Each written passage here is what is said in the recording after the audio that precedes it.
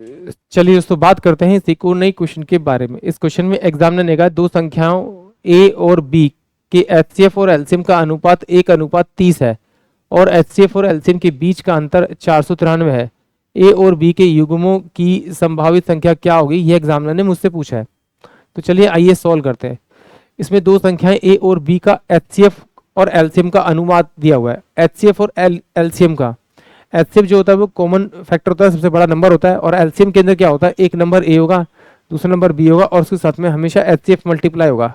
यानी कि जब आपने इसे एचसीएफ और एलसीएम का रेशियो निकाला होगा तो ये आपका 1 में ए बी, यानी कि वो नंबर का प्रोडक्ट बचा होगा।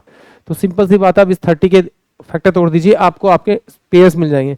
पहला होगा 1 इंटू में आपका 30, दूसरा होगा 2 इंटू में आपका 15, 3 इंटू में आपका 10 और ये हो जाएगा 5 इंटू में आपका कितना हो जाएगा 3, यानी 1 2 3 4, यानी कि इसका जो आंसर आएगा वो ऑप्शन सी आएगा। एक बार इसे डिटेल से समझ लेते हैं, सॉल्व कर लेते हैं।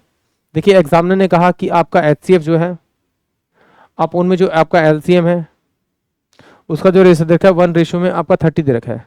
अगर मैं इन दोनों का डिफरेंस करता हूँ, डिफरेंस मेरे पास 29 आएगा, बट डिफरेंस एग्जामिनर कह रहा है 493 दे रखा है। तो इसे किससे मल्टीप्लाई करना पड़ेगा, 7 से मल्टीप्लाई करना, 17 से, सॉरी 17 से इससे मल्टीप्लाई करेंगे तो ये आपके पास कितना आएगा 30 इंटू में 7, ये मेरे पास में क्या आ जाएगा आपका एलसीएम आ जाएगा। अगर मैं बात करूँ एचसीएफ की, तो एचसीएफ कितना है मेरे पास में आपका, ये आपका 17 आ जाएगा।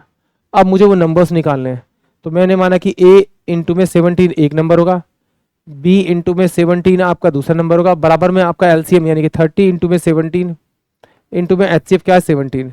तो इस वाली वैल्यू से कट जाएगा, इस वाली वैल्यू से कट जाएगा, यानी ए इंटू में बी जो बचेगा वो आपका 30 बनेगा। और अभी हमने पेयर्स निकाले थे, पेयर्स कितने आए थे मेरे पास में टोटल 4, यानी कि ऑप्शन जो सी होगा वो इस क्वेश्चन के लिए करेक्ट होगा।